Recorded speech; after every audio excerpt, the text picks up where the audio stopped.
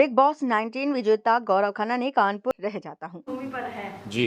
क्या कुछ कहेंगे? बिग कह बॉस विनर होने के बाद अब आए हैं आप कानपुर। कहना क्या है, मुझे आना ही था अपनी जन्मभूमि पे वापस।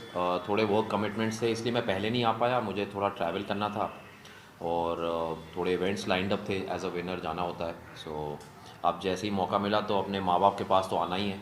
और अपना शहर है यार कानपुर, यहाँ पले बड़े हैं, यहाँ खेले हैं और यहीं से तो सब सीखे हैं वो जुझारूपन जिसकी वजह से इतना कुछ मिल रहा है। सो बहुत अच्छा लगता है अपने घर वापस आके। कैसी रही बिग बॉस की जर्नी? आप लोग बताइए, मेरी तो बहुत बढ़िया रही। मुझे तो बहुत मज़ा आया। इनफैक्ट कानपुर का होने का मुझे फ़ायदा भी बहुत हुआ, क्योंकि लोगों ने बहुत परेशान करने की कोशिश की, लेकिन हम होते हैं ना कानपुर वाले, थोड़े थोड़े से हमको फ़र्क नहीं पड़ता, हम अपनी चाल चलते हैं। आई थिंक उसी में मैं चलता रहा। एंड जैसा मैं प्ले करना चाहता था वैसा मैंने प्ले किया शो में, और बहुत सारा प्यार मिला। आई थिंक ये शो बिना प्यार के आप नहीं जीत सकते। सो आई थिंक ऑडियंस का बहुत प्यार था। अगर गौरव बात करें बिग बॉस की, तो सबसे टफ टाइम क्या था बिग बॉस? सच बोलूँ तो जब बिग बॉस खत्म हो रहा था ना, मुझे उदासी हो रही थी, क्योंकि मैं चाहता था 1 डेढ़ महीने और बढ़ जाए। इनफैक्ट मैंने अंदर बोला भी था बिग बॉस को, क्योंकि सब लोग परेशान थे, कह रहे हैं कि हम लोग बाहर जाना चाह रहे हैं, आपको रहना है। मैंने कहा यार अब मज़ा आने लगा है, एक रूटीन सेट हो गई है। सुबह उठता था, जिम करता था, फिर खाना बनाता था, ड्यूटी जो थी मेरी, आटा गूंथता था। तो एक सेट पैटर्न था। और सबसे बड़ी बात, ट्रैफिक में नहीं जाना था, कोई गाड़ी नहीं चलानी, कोई रोड पे नहीं जाना मुंबई के ट्रैफिक में। So I was very happy inside यार। बट ठीक है, जितना भी रहा बहुत मज़ेदार रहा। जर्नी में मिस क्या किया? बिग बॉस की जर्नी में, जी। बिग बॉस की जर्नी में एक्चुअली मैं बोलूँ तो जो एक हसल बसल होती है लाइफ की, रोज़मर्रा की ज़िंदगी की, वो थोड़ा सा मैंने अंदर मिस किया था इनिशियल फेज़ में। मोबाइल नहीं थे, टेलीविज़न नहीं था, न्यूज़पेपर नहीं थे, तो आपको बाहर की दुनिया का बिल्कुल ज़ीरो नॉलेज था। मैंने एक्चुअली 108 दिन या 107 दिन जितने भी हम लोग अंदर थे, मैंने कोई चेहरा नहीं देखा। मतलब हम जो कंटेस्टेंट्स थे बस वही आपस में एक दूसरे को देख सकते थे। So it was a genuinely captive reality. और जब लास्ट में सब एक साथ लोग जब दिखे फिनाले में, तो एक सेकंड ही लगा, अरे यार ये तो असली दुनिया तो बाहर थी। सो यार बिल्कुल, अगर टीवी सीरियल की आपकी जर्नी हो गई, जी मास्टर शेफ जीत लिया, बिग बॉस में आप जीत गए हैं, जी। आपको अब आगे का क्या कुछ प्लान है? क्या वाकई में आपको ओटीटी प्लेटफॉर्म में देखा जा सकता है, या फिल्म में एज अ हीरो की एंट्री हम सब देखेंगे? आपके मुंह में घी शक्कर, अगर ऐसा हो जाए तो मज़ा ही आ जाए। और मैं तो कह रहा हूँ घी शक्कर क्या, जो आपको पसंद है वो आपको मिल जाए। लेकिन sorry sorry, you are saying something. नहीं आप। मैं ये कह रहा हूँ कि मैं बिल्कुल चाहूँगा एज एन एक्टर, टीवी मेरा घर है, और घर से मैं कभी दूर नहीं हो सकता। लेकिन of course OTT and movies जो हैं वो एक घर से निकल के, जो होता है ना कि एक बच्चा घर से निकल के आगे जाता है अपने करियर में, तो वो भी हो जाए तो मज़ा ही आ जाए यार। सर आपकी जीत में जो फैंस है उनका कितना योगदान है, उनको क्या मैसेज देना चाहिए? मेरी जीत में मैं बोलूँगा सबसे ज़्यादा श्रेय मेरे परिवार और मेरे फैंस का ही है। इनफैक्ट मुझे पता चला बाहर आके कि एक हैशटैग था जिसका नाम है खन्ना का खानदान। तो जब मैंने अपने फैंस को खानदान ही बना लिया, अपनी फैमिली ही बना ली, तो मुझे लगता है कि उनसे बड़ा तो श्रेय किसी का हो नहीं सकता। स्पेशली जब वोटिंग का शो है, मैं चाहे अच्छा करूँ बुरा करूँ, जब तक वोट नहीं आएंगे, जब तक मैं अपने व्यूअर के दिल तक नहीं पहुँचूंगा, वो वोट्स नहीं आएंगे।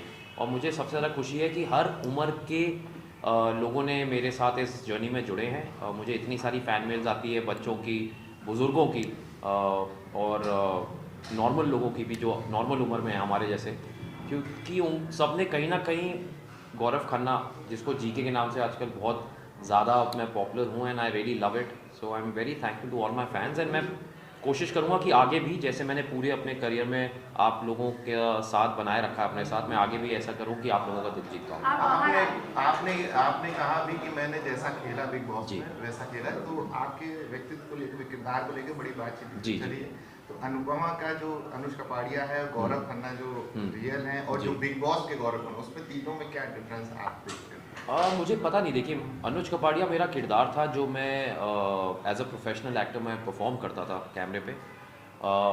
जीके और गौरव जो बिग बॉस में था वो रियल है, क्योंकि मैंने वहाँ पे कोई परफॉर्मेंस दी नहीं, ऑन द कॉन्ट्ररी जो लोग सोच रहे थे। क्योंकि सलमान सर ने भी कहा कि कोई इतना लंबा कोई भी एक्टर एक्टिंग नहीं कर सकता।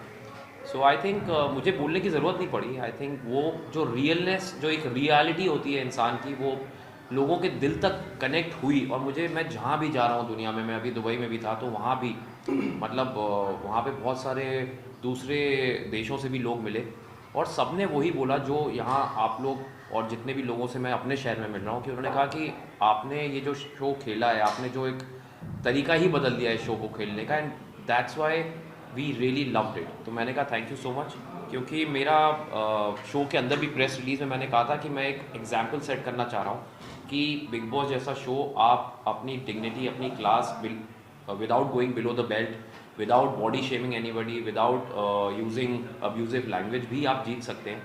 एंड आई थिंक वही सलमान सर ने भी सबसे ज़्यादा तारीफ उसी बात की है। सो आई एम रियली थैंकफुल। गौरव, जब हमारी लास्ट टाइम बात हुई थी जी। तो टीवी इंडस्ट्री को लेकर काफ़ी कुछ हम लोगों ने साझा किया था। जी। और अगर बात करते तो अभी क्या स्ट्रगल देख रहे हैं टीवी इंडस्ट्री में, जो यूथ जो है करियर बनाना चाहता है?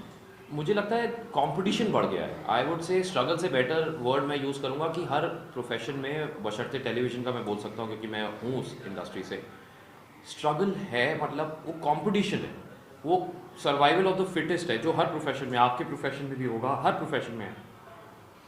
तो जो शख्स उसको स्ट्रगल मान लेगा ना, उसके लिए थोड़ा प्रॉब्लम हो जाएगा। मैं भी कानपुर से था, मैं भी अनट्रेंड एक्टर हूँ, मेरा कोई गॉडफादर नहीं था, मैं कॉर्पोरेट लाइन का बंदा था, मैं आईटी फर्म में मैनेजर था, मेरा कोई इल्म नहीं था एक्टर बनने का। तो मेरे लिए भी बहुत बड़े एक जिसको बोलते हैं ना, एक हर्डल थी to get into that line. But मैंने कभी ऐसा सोचा नहीं, क्योंकि मेरी अपब्रिंगिंग ऐसी हुई है, मेरी स्कूलिंग ऐसी हुई है कि मुझे लगा कि यार ये स्ट्रगल नहीं है, ये कंपटीशन है, और कंपटीशन में आप अपना 100% देंगे तो आज नहीं, देर सवेर आप जीतोगे। बस आपको हार नहीं माननी। और इसीलिए जैसे आपने पहले सवाल पूछा था, कानपुर से मुझे यही मिलता है कि यहाँ के लोग हार नहीं मानते, लगे रहते हैं। और हमारी इंडस्ट्री में बहुत सारे लोग कानपुर से हैं, अगर आप देखें, सिंगर्स हैं, एक्टर्स भी हैं बड़े अच्छे। सो आई एम वेरी हैप्पी, अब तो स्टैंड अप कॉमेडियंस भी हैं। सो आई थिंक कानपुर बहुत यार। तो क्या माना जाए कि गॉडफादर होना ही बॉलीवुड की, मतलब बॉलीवुड या मुंबई जाना सक्सेस है? मैंने ये बोला ही नहीं, मैंने तो ये बोला उल्टा मेरा नहीं था तब मैं अपना सक्सेसफुल मैंने कोशिश करी जुझारूपन की वजह से। तो मैं फिर से बोलूँगा, गॉडफादर होना ज़रूरी नहीं होता किसी भी चीज़ में। अगर आप में खुद का टैलेंट है, खुद का बिलीफ है, और कुछ करने की जो जज्बा है वो नहीं खत्म होना चाहिए, बशर्ते ये। बिग बॉस को लेके बड़ा अफवाह रहती है कि वहाँ सब प्री प्लान होता है, ऐसा कहा जाता है, ऐसे बोलो ऐसा बोलो, तो क्या क्या सच्चाई है इसमें? मैं इसका कुछ बोल नहीं सकता, क्योंकि मुझे तो ऐसा नहीं लगा। मैंने अभी बोला कि मैंने किसी इंसान की शक्ल नहीं देखी थी जो हमारे कंटेस्टेंट्स थे, उनके अलावा पूरे 3.25 महीने हमारा ना फ़ोन थे, ना कोई न्यूज़पेपर था, ना कोई हमें बता रहा था कि ऐसे बोलो।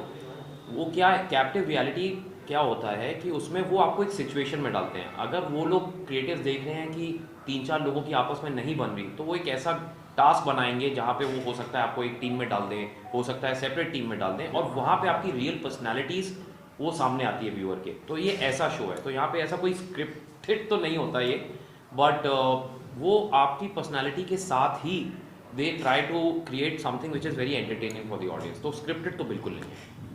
सर, दुबई में आपने तानिया मित्तल की कॉपी करी थी, उसके बाद काफ़ी आरोप भी लगाए गए थे, तो तानिया मित्तल के लिए क्या कुछ कहेंगे?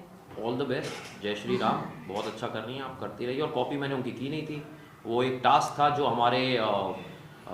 हमारे स्पॉन्सर थे, उन्होंने, उनके वहाँ पे एक इवेंट था जहाँ पे एक बोल में सबके नाम थे, और सबसे लास्ट मैं गया तो मेरी चिट पे उनका नाम आया था, तो इसलिए मुझे उनकी मिमिक्री करनी थी। मेरे से पहले भी 4 लोगों ने 4 अलग लोगों की मिमिक्री की, बट मुझे प्यार थोड़ा ज़्यादा मिलता है, और मैं इसका श्रेय अपने फैंस को देना चाहूँगा, क्योंकि बस वही था। एंड एज एन एक्टर किसी का भी नाम आता मैं उसकी मिमिक्री करता, सो आई डोंट थिंक सो कि उससे ज़्यादा मुझे कुछ बोलना है।